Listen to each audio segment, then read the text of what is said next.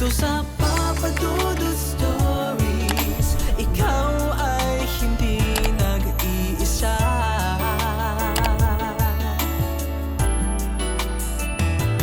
Dito sa Papa Dudut Stories, may nagmamahal sa'yo.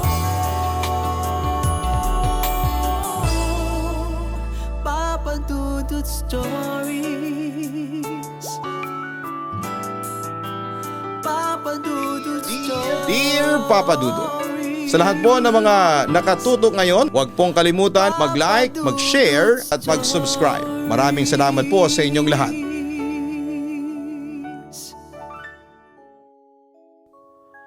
Magandang araw po sa inyo. Tawagin niyo na lamang po ako sa pangalang Lolo Sakay. Sa totoo lang ay hindi ko akalain na sa edad kong ito, ang mga karanasang pilit kong ibinabaon sa limot ay muling mabubuhay dahil sa mga kwentong naririnig ko sa inyong programa. Sabi nga nila, ang nakaraan ay parang anino. Gaano man kabilisan ang takbo, laging nakasunod sa iyo. Lalo na kapag ang araw ay nagsisimula ng lumubog. Bago ko simulan ang kwento ng katatakotang bumalot sa sitio Sombrero, hayaan niyo muna akong magpakilala. Sino nga ba si Sacario bago siya naging Lolo Sakay ng subdivision? Noong kabataan ko, Papa Dudut, ako ay isang pulis. Hindi lang basta pulis, kundi isa sa mga laging nade-deploy sa mga hotspot na lugar. Sanay ako sa putukan, sanay ako sa habulan, at higit sa lahat ay sanay akong tumingin sa mata ng mga kriminal na walang takot pumatay. Akala ko noon ay nakita ko na ang lahat ng uri ng kasamaan. Akala ko ang bala ng baril ang pinaka nakakatakot na bagay sa mundo. Pero nagkamali ako. Dahil ang totoong takot pala ay hindi nanggagaling sa ingay ng putok, kundi sa katahimikan ng isang bagay na hindi mo nakikita pero alam mong nandyan. Nang mag-retire ako ay pinili namin ang asawa ko na lumipat sa isang lugar na tahimik. Gusto ko nang iwan ang ingay ng Maynila. Doon kami napunta sa sitio Sombrero. Ang sitio Sombrero, Papa Dudut, ay isang resettlement area. Alam mo naman ang mga ganitong lugar, bago pa lang tinatayo, hindi pa sementado ang lahat ng kalsada. At ang mga bahay ay dikit-dikit pero napapaligiran ng masukal na gubat. Ang subdivision namin ay nasa paanan mismo ng isang madilim na bundok. Kung titignan mo ang bundok na yon sa hapon, parang may kung anong higante na nakadagan sa aming lugar.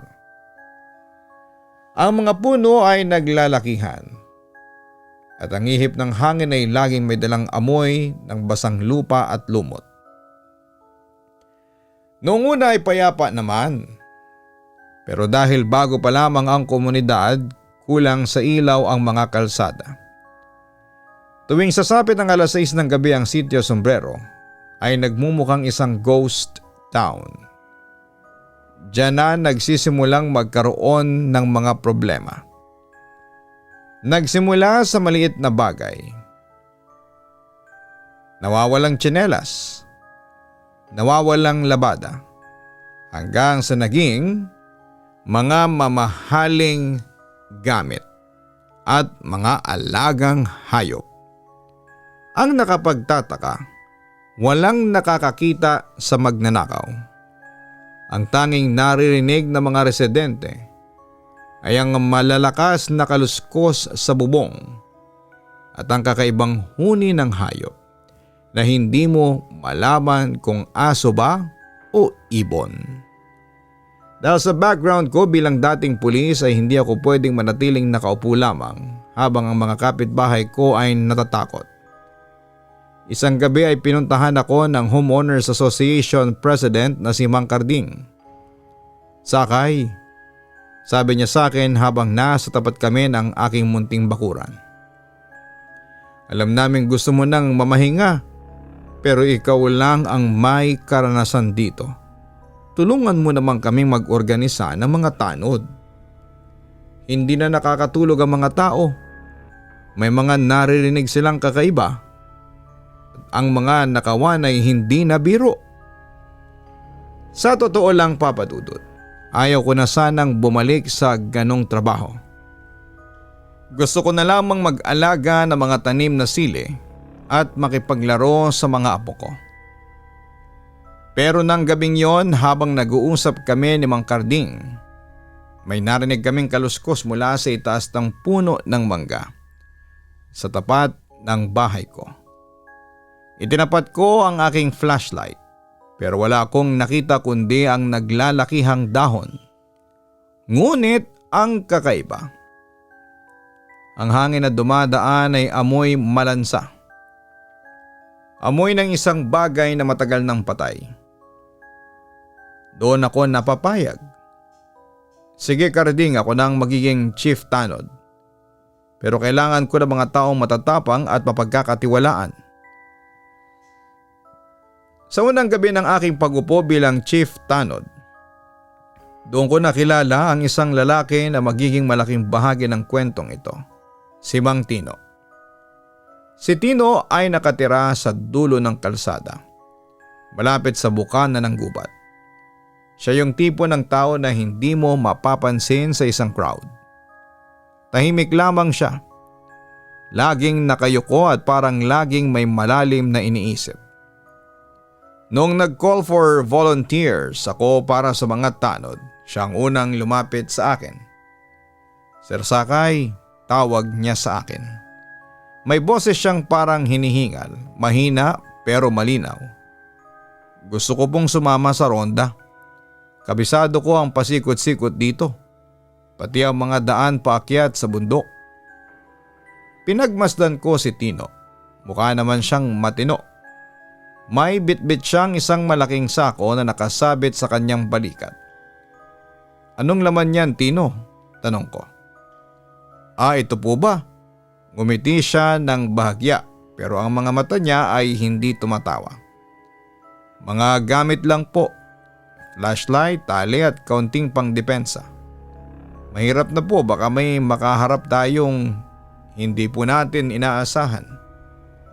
Dahil kailangan ko ng tao ay tinanggap ko si Tino. Hindi ko alam noon na ang pagtanggap ko sa kanya ang magiging mitsa ng isang misteryong susubok sa lahat ng natutunan ko sa batas at sa buhay. Ang sitio Sombrero, Papa Dudut, ay hindi lang pala isang resettlement area. Ito ay naging isang labirinto ng mga lihim. Tuwing gabi habang naglalakad kami ni Tino sa madidilim na iskinita, nararamdaman ko na ang bundok sa aming likuran ay parang humihinga. At sa tuwing lilingon ako kay Tino, laging may distansya sa pagitan naming dalawa. Distansyang puno ng mga bagay na hindi niya sinasabi. At mga bagay na hindi ko pa nakikita.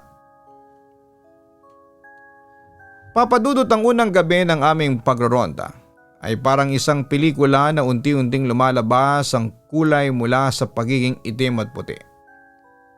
10:00 ng gabi ang usapan sa tapat ng guardhouse na gawa lang sa tagpi-tagping kahoy at yero.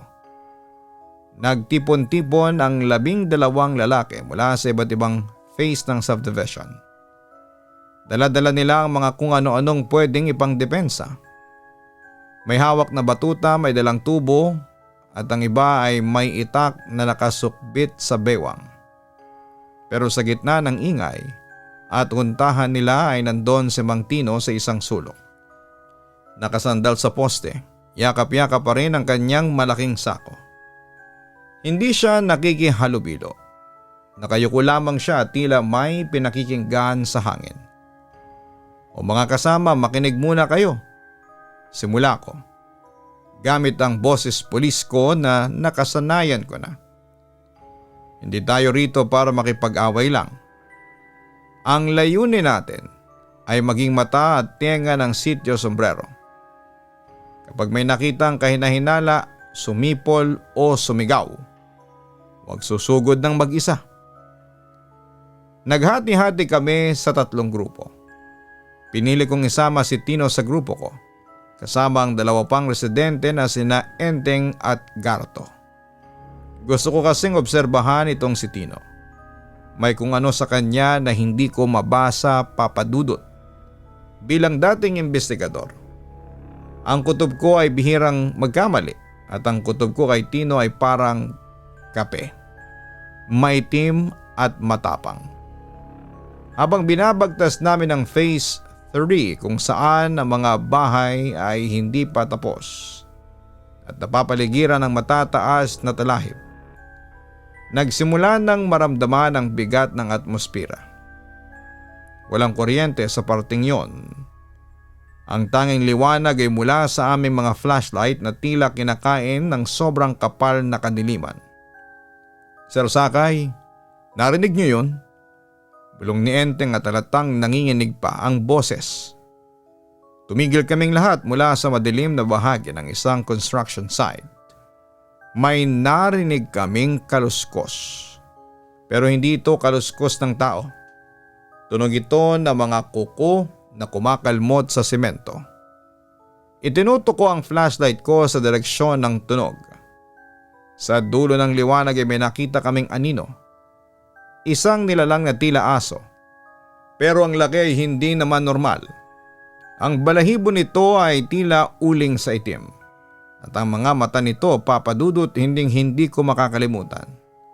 Kulay pula na parang baga na nagniningas sa kadiliman. "Sigbin!" sigaw ni Gardo sabay urong. Bago pa man ako makakilos, ang nilalang ay mabilis na tumalon patungo sa talahiban. Ang bilis nito ay hindi makatao at hindi rin makahayop. Para itong hangin na dumaan lang. Pero ang mas nakapagtataka, Papa Dudut, nung lumingon ako kay Tino para utusan siyang habulin ang nilalang, wala na siya sa tabi ko. "Tino, nasan ka?" tawag ko. Walang sumasagot. Ang tanging maririnig ay ang mabilis na paghinga ni na Enteng at Gardo. Makalipas nga ang 5 minuto ay biglang lumitaw si Tino mula sa kabilang bahagi ng kalsada. Bit-bit pa rin ang kanyang sako. Hingal na hingal siya, pero ang mga mata niya ay tila walang bahid ng takot. "Saan ka galing?" tanong ko. "Sinubukan ko pong unahan sa kabilang kanto, Sir Kakay." Sagot niya habang pinupunasan ng pawis sa noo. Pero mabilis talaga. Nawala na parang bula nang pumasok sa gubat. Ipinagpatuloy namin ang ronda pero doon ko napansin ang unang kakaibang detalye. Ang sako ni Tino na kanina ay tila magaan lang, ngayon ay parang may laman ng mabigat. May mga patak din ng likido sa ilalim ng sako na tumutulo pa sa lupa. Itinutok ko ang flashlight ko ng palihim. Dugo. Sariwang dugo. Naisip ko na baka nakahuli siya ng manok o kung ano. Pero bakit hindi niya sinasabi? Habang naglalakad kami pabalik sa guardhouse, dumaan kami sa tapat ng bahay ni Aling Marta. Nagkakagulo ang mga tao doon. Pagdating namin doon, namin nalaman ang masamang balita. Ang 3 kambing ni Aling Marta natagpuang patay sa loob mismo ng koral. Ang nakakapangilabot pa, Papa Dudut. Simot ang dugo ng mga kambing pero walang bakas ng pagkain sa laman. Isang malit na butas lang sa leeg ang makikita. "Ang sigbin! Bumalik ang sigbin!" iyak pa ni Aling Marta. Habang ang lahat ay nakatingin sa mga patay na hayop. Napansin ko si Tino nakatayo lang siya sa dilim, malayo sa mga tao. Ang kamay niya ay nakahawak ng mahigpit sa kanyang sako. Hindi ko na lang binigyan pa ng mas malalim na atensyon, Papa Dudut. Kung ang unang 2 linggo ng aming pagroronda ay puno ng kaba dahil sa mga nawawalang hayop, ang ikatlong linggo ang nagpabago sa takbo ng buhay sa Sitio Sombrero. Doon ko naramdaman na ang kasama naming halimaw ay hindi lang basta nagugutom. Ito ay nananakit na ng tao. Isang hapon bandang 5:00 kakatapos ko lang maglinis ng aking munting bakuran. Malapit nang lumubog ang araw at ang anino ng bundok ay dahan-dahan nang gumagapang patungo sa aming mga kabahayan. Biglang niyanig ng katahimikan ng isang matinis na tili. "Ang anak ko, si Junjun, nawawala ang anak ko!" Agad akong tumakbo patungo sa kalsada. Si Aling Perla yon, ang labandera sa Phase 2. Nakaluhod siya sa gitna ng kalsadang putikan dahil sa ulan kagabi. Ang sabi niya, sandali lang daw siyang pumasok sa loob para kumuha ng tubig, pero paglabas niya, wala na ang kanyang 5 taong gulang na anak na naglalaro lang sa tapat ng kanilang pintuan. Sa loob ng ilang minuto nagtipon ang mga residente. Bilang chief tanod, agad kong sinuri ang paligid. Doon ko nakita ang mga ebidensyang nagpatayo ng aking balahibo. Sa basang putik sa tapat ng bahay ni Aling Perla, may mga bakas ng kuko. Malalaki, matutulis, at ang forma ay hindi naman sa tao. Pero ang mas nakapagtataka, ang mga bakas ay biglang napuputol pagdating sa gitna ng kalsada, na parang ang nilalang na gumawa nito ay biglang lumipad o naglaho sa hangin. Habang tinitingnan ko ang mga bakas ay narinig namin ang isang tunog mula sa madilim na bahagi ng gubat sa paanan ng bundok. Isang huni na hindi ko po makakalimutan. Parang huni ng ibon na hinaluan ng tawa ng aso. Napaka ngilo sa tenga, Papa Dudut. Para itong tinig na nanggagaling sa kabilang mundo. "Sakay, ano ang gagawin natin?" Sigaw ng mga tatay na may hawak na itak. Eksakto namang lumitaw si Mang Tino mula sa likuran ko. At tulad nga ng dati, kalmado lamang siya. Bitbit ang kanyang sako na tila laging handa. Lumapit siya sa putikan at tinignan ang mga bakas ng kuko. "Sir Gakay," bulong ni Tino. "Alam ko kung saan ang daan nito. Nararamdaman ko ang amoy niya sa hangin. Doon tayo sa may lumang sapa sa dulo ng subdivision. Sigurado akong nandun ang bata." Dahil sa taranta at kagustuhang mahanap si Junjun ay sumunod kami kay Tino. Pinangunahan niya ang grupo at kahangahangang bilis niya sa dilim. Kahit masukal ang daan at madulas ang putikan ay parang alam niya kung saan tatapak. Para siyang may sariling radar sa gitna ng gubat. Dito tayo dumaan," sigaw ni Tino habang tinuturo ang isang masikip na trail. Halos 2 araw kaming nag-ikot sa paligid ng sapa at sa loob ng malalim na puno ng balete. Pagod na ang mga kasama ko. Ang iba naman ay sugat-sugat na ang braso dahil sa mga tinik. Pero sa bawat lugar na itunuro ni Tino, wala kaming makita. Walang bata, walang bakas, walang kahit na anong senyales. "Tino, sigurado ka ba rito? Kanina pa tayong paikot-ikot, parang bumabalik lang tayo sa pinanggalingan natin." Reklamo pa ni Gardo. "Nararamdaman ko siya. Malapit na tayo," laging sagot ni Tino. Pero sa tuwing pupunta kami sa itinuturo niya, laging nauuwi sa wala. Doon nagsimulang gumana ang isip pulis ko, Papa Dudut. Napansin ko na habang ginigiya kami ni Tino palayo sa subdivision, paminsan-minsan siyang lilingon sa likuran namin nang may kakaibang ngiti. Parang sinasadya niyang iligaw kami. Parang may oras siyang hinihintay. At nang sandaling tumigil kami para uminom ng tubig ay napansin ko ang isang bagay sa sako ni Tino. May bahid ito ng putik pero hindi lang putik sa gubat. May maliliit na hibla ng tela na sumasabit sa pagkakatali ng sako.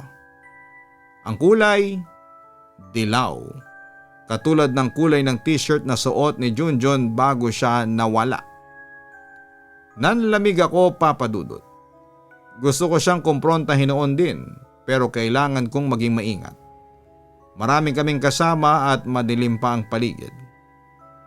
Kung totoo ang hinala ko ay si Tino ay hindi lang basta tracker. Siyang mastermind sa likod ng lahat ng ito. Bumalik kami sa subdivision ng Bigo, iyak ng iyak si Aling Perla. Ang buong komunidad ay balot ng takot at galit. Pero habang ang lahat ay abala sa pag-aliw sa ginang, nakita ko si Tino na dahan-dahang naglalakad patungo sa kanyang bahay sa dulo ng kalsada. Papadudot ang hinala ay parang anay. Kapag nagsimula ng kumain sa isipan mo ay hindi ka na patatahimikin hanggang sa gumulo ang buong tiwala mo sa isang tao. Nang gabing yon matapos ang pagkawala ni Junjun, hindi na ako makatingin ng diretso kay Tino. Ang bawat kilos niya, ang bawat buntong hininga niya ay parang may kasamang malansang amoy na hindi ko na maaatim. Bandang 1:00 ng madaling araw ay nagpasya kaming magpahinga muna sa isang lumang waiting shed malapit sa boundary ng Phase 2 at Phase 3. Pagod na ang lahat. Sina Enteng at Gardo ay halos nakatulog na nang nakaupo. Ang mga itak nila ay nakalapag lang sa simento. Pero si Tino, nakasquat lang siya sa isang sulok, yakap-yakap pa rin ang kanyang malaking sako na tila ba ito na ang pinaka-importanteng kayamanan sa mundo. Tino, magpahinga ka muna, sabi ko habang nag-aalok ng biskwit. Ilapag mo muna ang sako mo at mukhang mabigat na masyado ah. Salamat Sir Sakay, pero okay lang ako. Sanay ang balikat ko rito. Sagot niya nang hindi tumitingin sa akin. Ang boses niya ay parang galing sa isang tuyong lalamunan. Hindi kalmado pero may halong igding.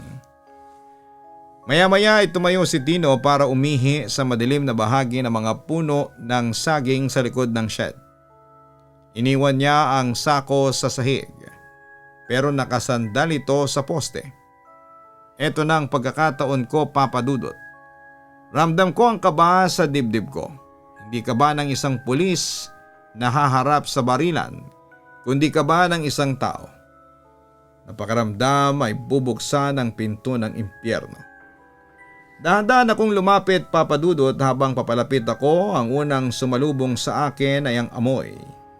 Hindi lang ito amoy ng dumi o pawis, ito ay amoy ng tuyong dugo na hinaluan ng matapang na kamangyan. Yung ginagamit sa mga punerarya at sa mga ritual ng albularyo. Pero ang mas malalim pang amoy, Papa Dudut, amoy ng bulok na karne na pilit tinatago ng bango ng mga tuyong dahon. Inabot ko ang tali ng sako, gawa ito sa makapal na abaka na may mga buhol-buhol na kakaiba ang itsura. Pero bago ko pa man mahawakan ng buhol, ang sako ay biglang gumalaw. Hindi lang ito simpleng kislot, parang may bagay sa loob na humihinga ng malalim. O isang nilalang na nag-uunat ng mga buto. Narinig ko ang isang mahinang kaluskos mula sa loob. Kalasikas, kalasikas. Parang tunog ng mga kuko na kumakamot sa sako.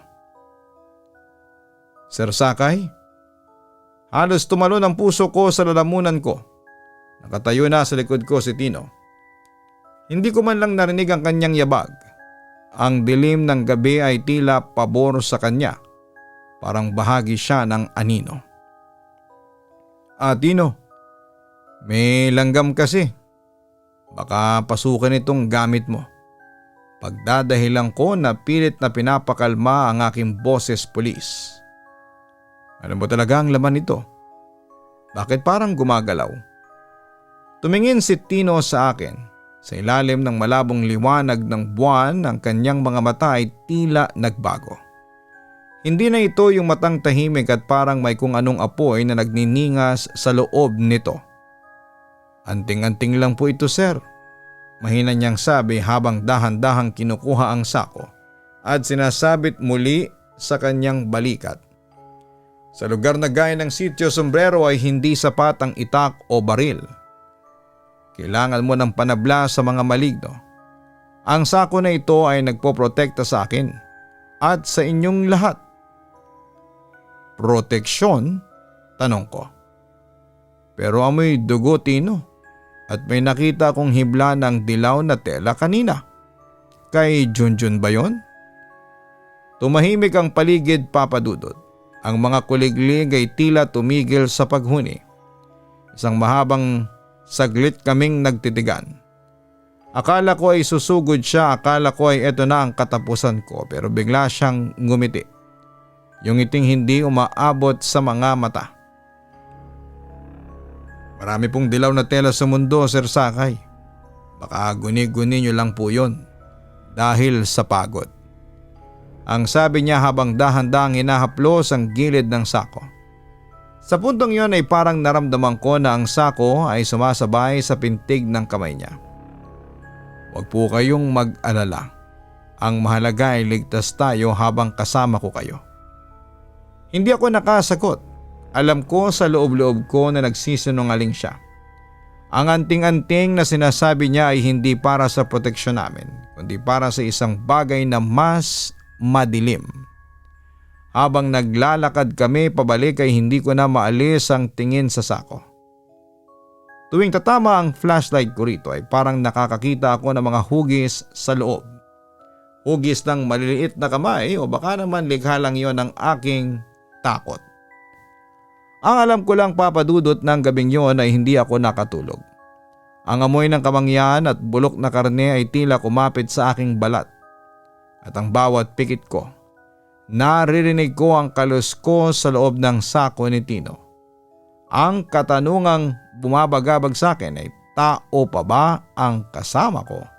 O isang halimaw na nagpapanggap na tagapagtanggol? Papa Dudut, hindi na ako nakapaghintay sa tamang panahon. Ang kutob ko ay parang sirena ng patrol car na hindi tumitigil sa pag-atungal sa loob ng ulo ko. Nang sumunod na gabi ang oras na aming usapan para sa ronda ay nagpasya akong maging anino.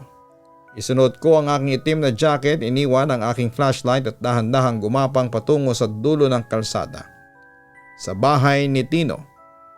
Ang bahay niya ay nasa dulo, halos nakasandal na sa pader ng gubat. Napakatahimik, Papa Dudut. Walang ilaw sa loob pero may naaaninag akong kakaibang liwanag mula sa kanyang likod bahay.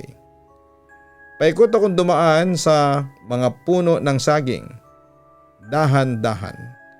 Tinitiyak na walang tuyong dahon na malulutong sa ilalim ng aking mga paa. Doon ko siya nakita.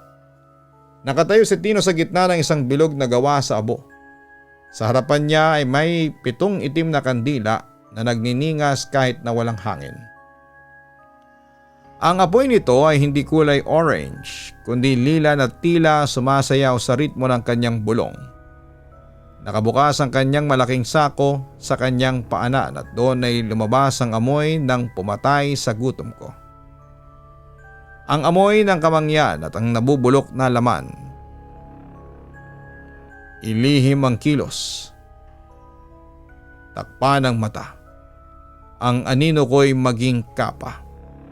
Bulong ni Tino. Ang boses niya ay hindi na boses ng tao, Papa Dudut. Para itong 2 boses na pinagsama.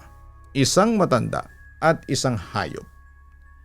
Sa bawat salitang binibigkas niya ay nararamdaman ko ang isang kakaibang sensasyon. Sa paningin ko ay biglang lumabo. Akala ko ay may hamog lang, pero hindi.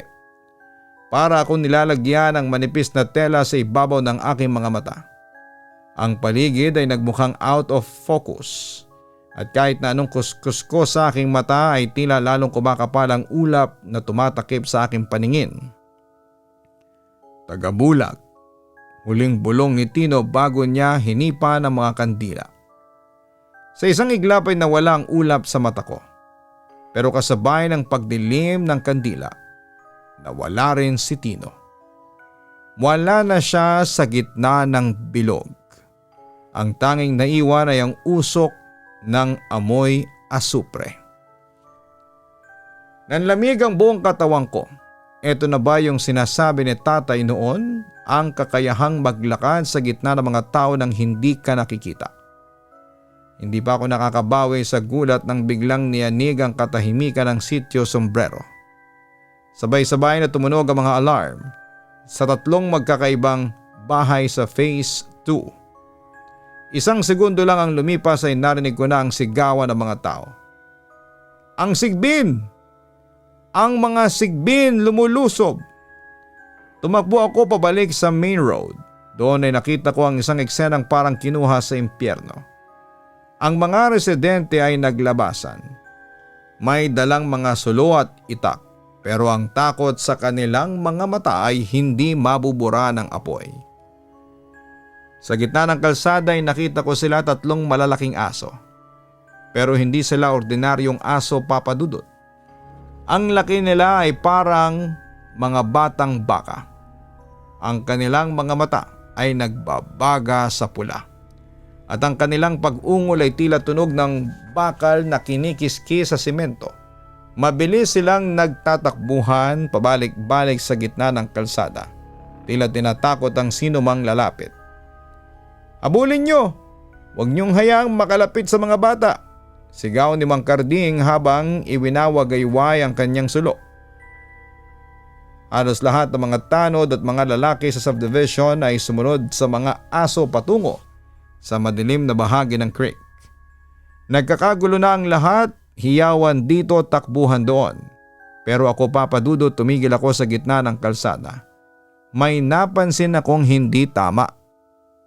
Habang ang lahat ng atensyon ay nasa mga asong nagwawala, napatingin ako sa mga kabahayan na naiwan. Doon ko nakita ang isang bagay na nagpabilis ng tibok ng puso ko. Ang pinto ng bahay ni Aling Nena dahan-dahang bumukas, pero wala namang tao. Wala ring hangin. Sinundan ko ng tingin ang mga pinto. Ang bahay ni Mang Jose bumukas din ang trangka. Click, click. Parang may isang invisible na kamay na pilit na binubuksan ang bawat pasukan. At doon sa putikan sa tapat ng mga pintong yon, nakakita ako ng mga bakas ng paa. Hindi bakas ng aso kundi bakas ng tao na nakayapa. Pero ang nakakatakot, ang bakas ay lumilitaw sa putik pero wala kang makikitang taong nakatayo roon. Naisip ko kagad si Tino. Naisip ko ang orasyong narinig ko kanina. Ang mga sigbin na nagwawala sa kalsada ay distraction lang sila. Habang ang buong sitio Sombrero ay abala sa paghabol sa mga anino, may isang halimaw na hindi nakikita ang dahan-dahang pumapasok sa loob ng aming mga tahanan. Tino, bulong ko sa sarili ko habang hinahawakan ko ng mahigpit ang aking batuta. Papadudot sa gitna ng madilim na kagubatan, nakita ko ang anino ni Tino na dahan-dahang nagkakahugis. Hindi siya kumukuha ng gamit. Sa halip ay nakita ko siyang may hawak na isang kakaibang itak. Isang itak na yari sa tanso at may ukit na mga krus. Mamatay kayo, salot! Sigaw ni Tino. Sa isang iglap tinaga ni Tino ang malalaking nilalang. Isang itim na dugo ang tumalsik sa paligid at ang sigbin ay nagsimulang matunaw sa lupa.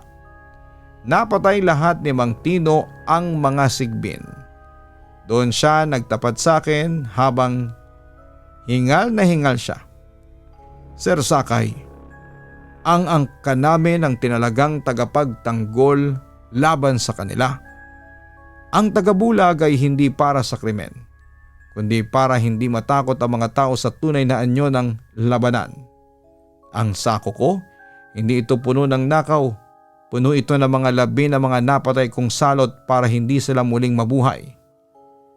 Sa huling gabi ng pananalasa, nagtungo kami ni Tino sa pinakasentro ng subdivision. Doon ginawa niyang isang huling ritual. Ginamit niya ang lahat ng lakas para maglatag ng isang bakod o proteksyon.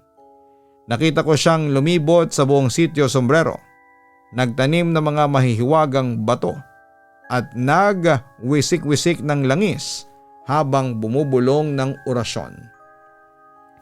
Huling gabi na ito, Sakay. Sabi niya sa akin habang ang kanyang mukha ay tila tumanda ng 10 taon dahil sa pagod.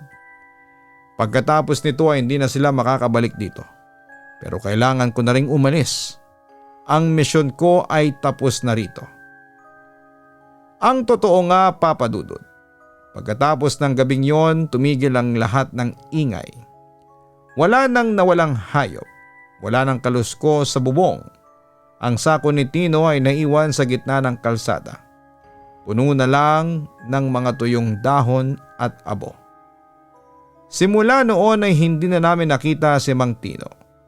Naglaho siyang parang bula kasabay ng mga anino ng bundok. Marami nagsasabi na baka lumipat siya sa ibang lugar na may banta rin ng sigbin. Pero para sa akin, tuwing nagroronda ako bilang Chief Tanod, lagi akong tumitingin sa mga anino at bumubulong ng pasasalamat. Ang aral ko rito, Papa Dudut, ang tagabulag ay hindi laging masama. Minsan kailangan bulagin ang ating mga mata sa takot para makita natin ang tunay na kabutihan ng isang tao. Si Tino ay isang bayaning hindi nagangad ng palakpak. Isang aninong nagbantay sa amin habang kami ay natutulog.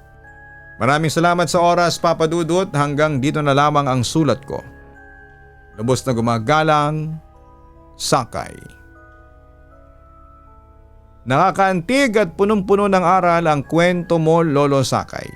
Maraming salamat po sa pagbabahagi ng karanasang ito na tiyak na nagpataas ng balahibo ng ating mga listeners. Alam mo, habang kinekwento mo ang ginawa ni Mang Tino, naisip ko na madalas sa buhay ay humuhusga tayo base sa kung ano lang ang abot ng ating paningin. Si Mang Tino ay gumamit ng tagabulag. Hindi para manakit kundi para gawin ang kanyang tungkulin ng tahimik. Ganon din sa totoong buhay. Marami mga tao sa paligid natin ang gumagawa ng kabutihan nang walang kamera, walang post sa social media at walang hangad ng pasasalamat. Sila yung mga taong handang magsakripisyo sa kadiliman para lang tayo ay makatulog ng mahimbing hanggang sa magliwanag.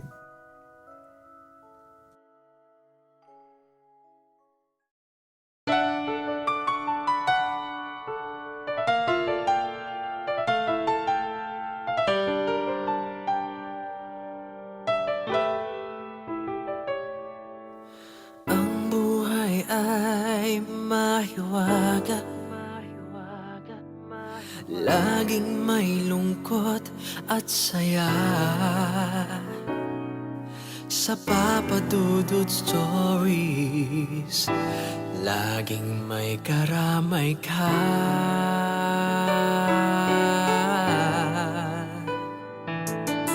Mga problemang kaibigan, dito ay pakikinggan ka. Sa Papa Dudut Stories, kami ay iyong kasama. Dito sa Papa Dudut Stories, ikaw ay hindi nag-iisa.